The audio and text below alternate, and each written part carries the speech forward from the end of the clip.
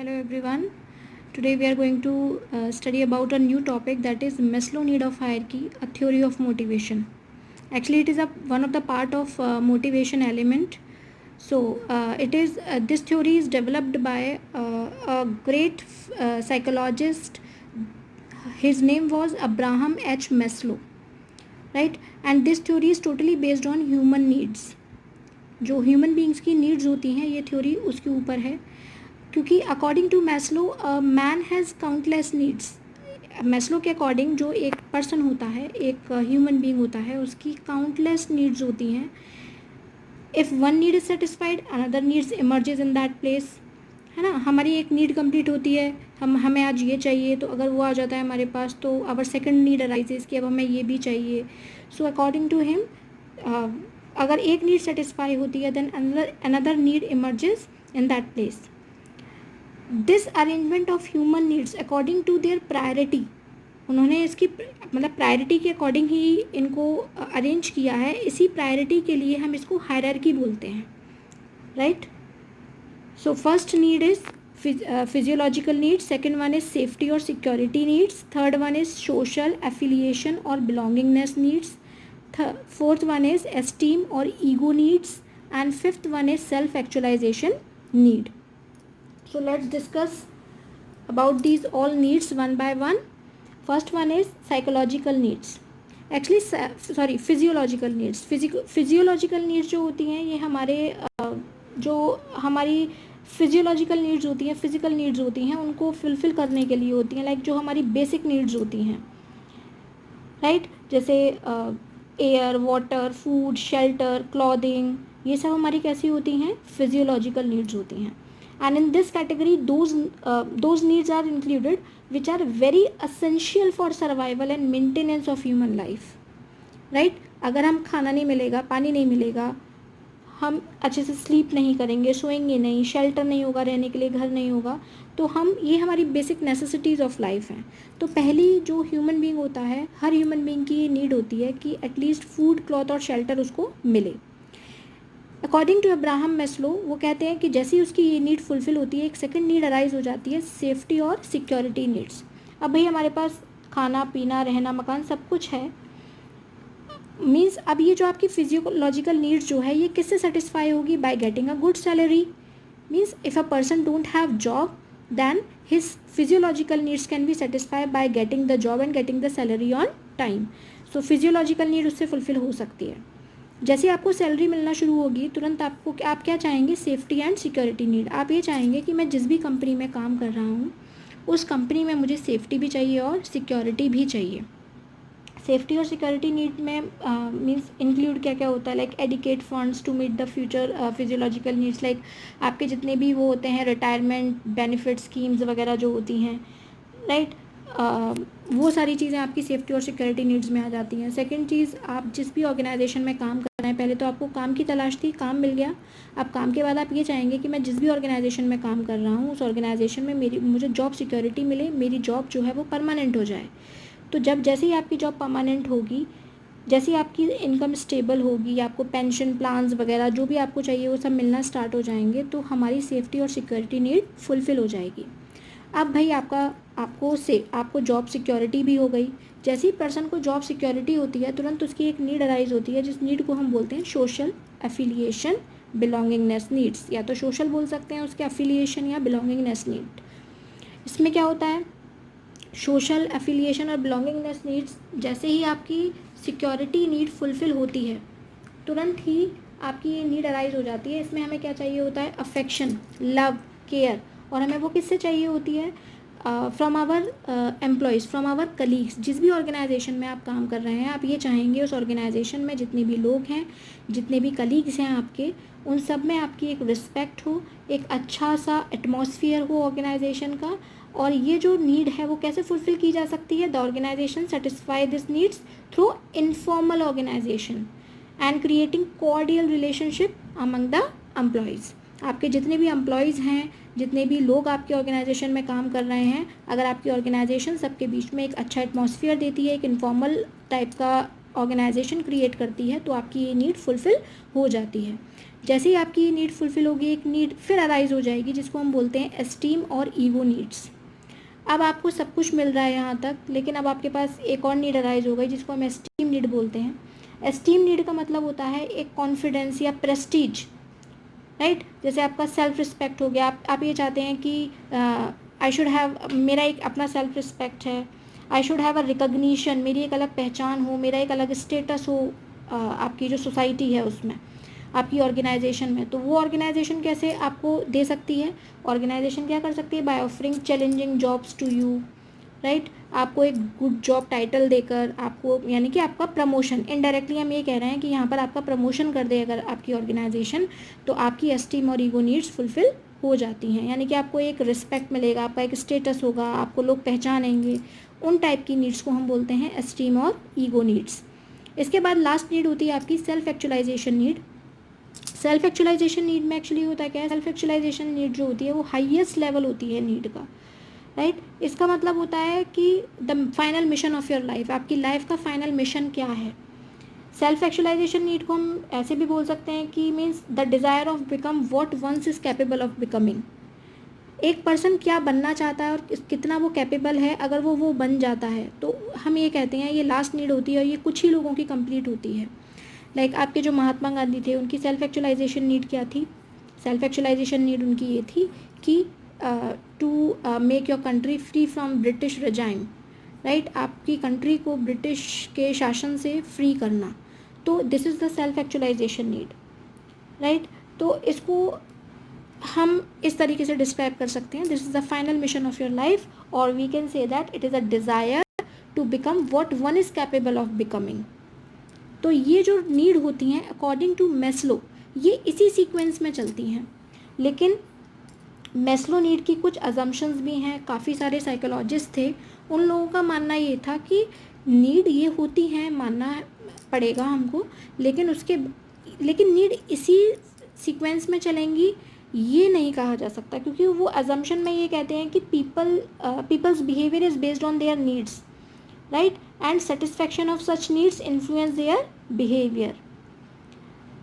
एक नीड इसी hierarchical order में नहीं चल सकती है। हो सकता है कि वो सेल्फ एक्चुअलाइजेशन नीड से शुरू हो जाए, या हो सकता है सबसे पहले पर्सन सोशल या एफिलिएशन नीड चाहे, तो इसी सीक्वेंस में हम नहीं चल सकते हैं, राइट। तो इस तरीके की कुछ अजम्पशंस आई थी सामने, बट अकॉर्डिंग टू मैस्लो आपकी ये जो नीड है वो इसी सीक्वेंस में चलेंगी। पहले आपको सैलरी चाहिए अच्छी, सैलरी के बाद आपका जॉब सिक्योरिटी चाहिए, जॉब में परमानेंसी चाहिए, परमानेंसी आने के बाद आपको ऑर्गेनाइजेशन का जो एटमॉस्फेयर है वो अच्छा चाहिए, फ्रेंडली चाहिए, फ्रेंडली होने के बाद आपको प्रमोशन चाहिए, और प्रमोशन के बाद आपका final mission of your life, like मैं अपना खुद की कंपनी खोलना चाहता हूँ, and when you have started your own company, then we can say that your self actualization need has been accomplished. So this is known as Maslow need of hierarchy, right. इसके बाद हम एक question देखेंगे उसके बाद, and it is very important with respect to your board examination as well. देखिए, आपने mostly we have heard कि the organization's employee are not doing well according to the given instructions of the superior. कभी कभी ऐसा होता है कि आपने कई बार सुना होगा कि हम कितना भी लोगों से बोल रहे हैं ऑर्गेनाइजेशन में, फिर भी हमारा टारगेट कंप्लीट नहीं हो पा रहा है, हमारे एम्प्लॉयज़ हमारे इंस्ट्रक्शंस को फॉलो नहीं कर रहे हैं, तो हमें उस केस में क्या करना चाहिए। This question can come in your board examination, and in this way only this question can come कि your organization's employee are not doing well, then what step should be taken by the management, what step should be taken by the manager. So इसमें हम दो तरीके के incentives लोगों को दे सकते हैं, जिसको हम financial incentives and non financial incentives बोलते हैं।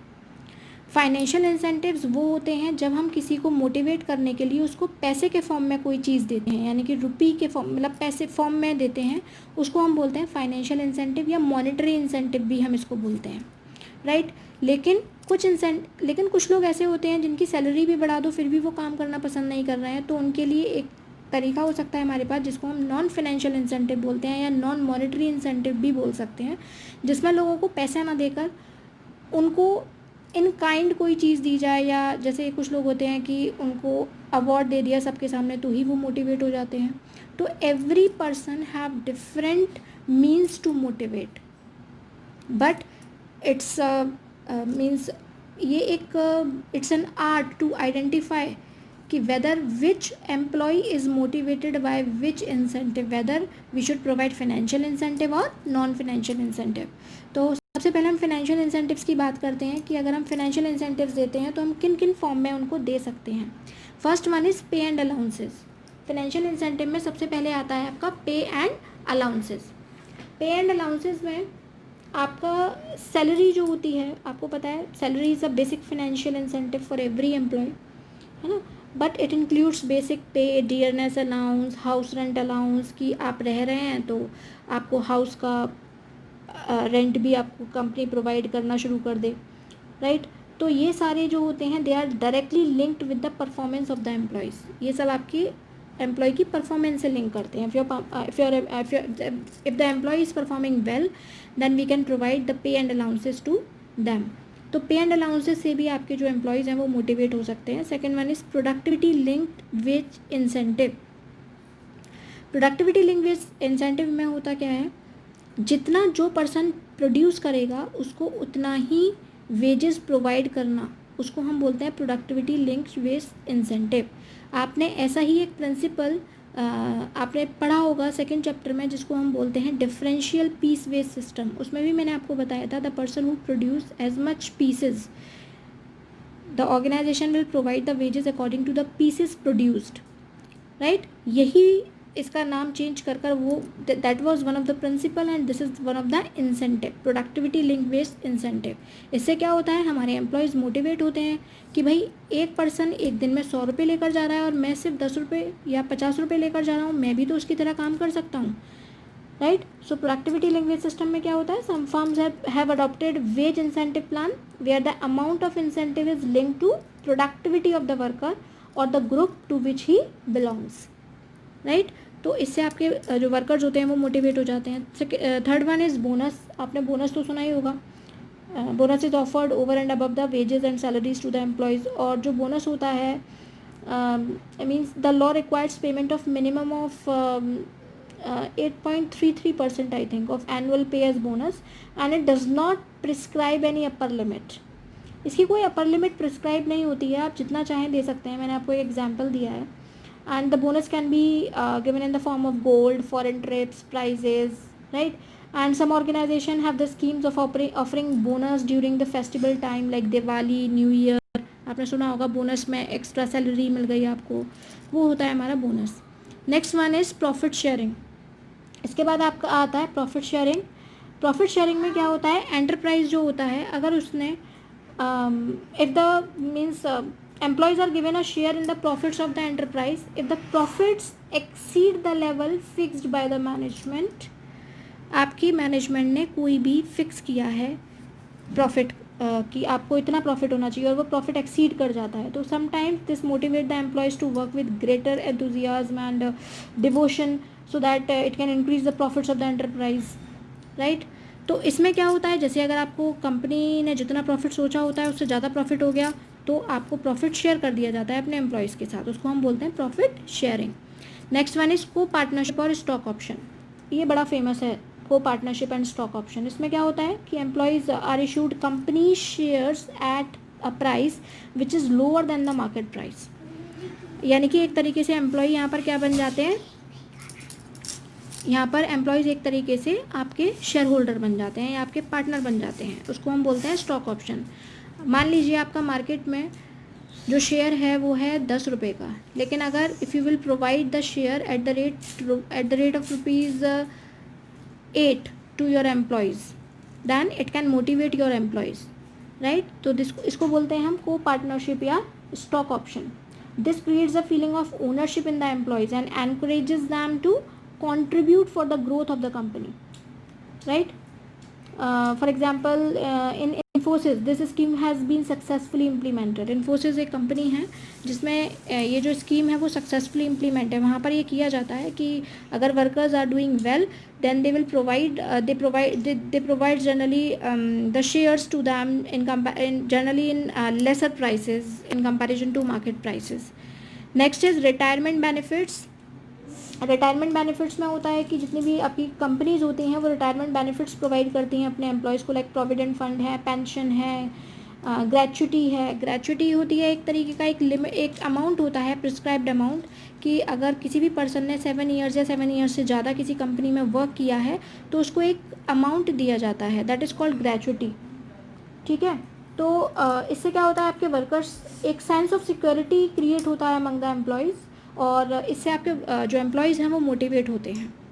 Next is perks and perquisites. Perks and perquisites में होता है कि कुछ ऑर्गेनाइजेशन कुछ ऐसे बेनिफिट्स प्रोवाइड करती हैं अपने एम्प्लॉयज़ को जो डायरेक्टली उनके परफॉर्मेंस से या उनके वर्क से रिलेटेड नहीं होते हैं, राइट. जैसे car allowance, housing, medical aid, education to their children, right? They are offered to employees over and above the salary, and these type of benefits generally motivate the employees for better performance. तो this is called perks and perquisites. तो ये कुछ financial incentives होते हैं आपके जो पैसे की फॉर्म में दिए जाते हैं. अब बात करते हैं हम कुछ नॉन फाइनेंशियल इंसेंटिव्स की. नॉन फाइनेंशियल इंसेंटिव्स में जनरली होता क्या है, जैसे मैंने आपको बताया था, नॉन फाइनेंशियल इंसेंटिव को हम नॉन मॉनेटरी इंसेंटिव भी बोलते हैं. और नॉन मॉनेटरी इंसेंटिव में जनरली होता क्या है कि यहाँ पर पैसा ना देकर उनको काइंड में कोई चीज़ प्रोवाइड की जाती है, लाइक स्टेटस. सबसे पहली बात आती है आपकी स्टेटस की, because everybody has a wish for a higher status, and therefore the employees can be motivated by increasing their rank or position by providing furnished room, company car, or exclusive parking, personal assistant and all. So the achievement of a higher status fulfill the psychological, social and esteem needs also, right? हर बंदा अपनी कोई status चाहता है और status के लिए वो performance अच्छा करना चाहता है, क्योंकि स्टेटस अच्छा होगा तो उसके पास आपकी कंपनी जो है वो ये सारे अलाउंसेस आपको प्रोवाइड करती है. Next one is organizational climate. आपको ऑर्गेनाइजेशन का क्लाइमेट भी अच्छा रखना चाहिए, क्योंकि ऑर्गेनाइजेशन का क्लाइमेट अगर अच्छा होता है तो जो आपके वर्कर्स होते हैं, एम्प्लॉयज़ होते हैं, वो हाईली मोटिवेट होते हैं. They don't want to leave the organization very frequently, right. अगर वो किसी ऑर्गेनाइजेशन में जाना चाहेंगे तो वो 10 बार सोचेंगे जाने से पहले that our organization is very good, somehow there is so much leniency in our organization. So organizational climate should be very good, right? Like it includes individual autonomy or freedom, reward orientation, consideration to employees, right? So these organizational climate should be there in the organization. Next is career advancement opportunities. आपकी organisation को should provide timely training and development program to your people, to your workers, so that the career opportunities can be open up for the people, for the workers. आपकी organization में timely अगर आप training and development programs provide करते हैं तो आपकी जो career opportunities होती हैं लोगों की वो बढ़ जाती हैं. आपके एम्प्लॉयज़ जो हैं वो ज़्यादा से ज़्यादा मीन्स पार्टिसिपेट करने की कोशिश करेंगे आपकी ऑर्गेनाइजेशन में, right? So we can say that appropriate skill development program should be there and sound promotion policy should be there, because promotion is a strong motivator which induces people to perform to their maximum level, right? Next is job enrichment. Job enrichment में क्या होता है कि by doing a same type of job sometimes the people feel very bored. एक ही type की job करते करते, एक ही टाइप का काम करते करते समटाइम्स हम बहुत बोर फील करना शुरू कर देते हैं. तो something job enrichment should be provided. Job enrichment का मतलब होता है कि designing the jobs which includes greater variety of work content, right, require higher level of knowledge, give workers more autonomy and responsibility, and it should provide the opportunities for growth also. Then only the worker will take the participation in this job enrichment. तो हमें job को enrich करना चाहिए, different type के task provide करने चाहिए, challenging work provide करना चाहिए, जिससे कि जो वर्कर्स हैं वो अपना जो टैलेंट है उसको शो कर पाएँ. Next is employees recognition programme. आपने अपने स्कूल में भी देखा होगा कि some honourable ceremony sometimes means usually this honor ceremony are organized by your school, right? So recognition means acknowledgement, type of acknowledgement. तो acknowledgement में क्या होता है कि some appreciation should be given to you.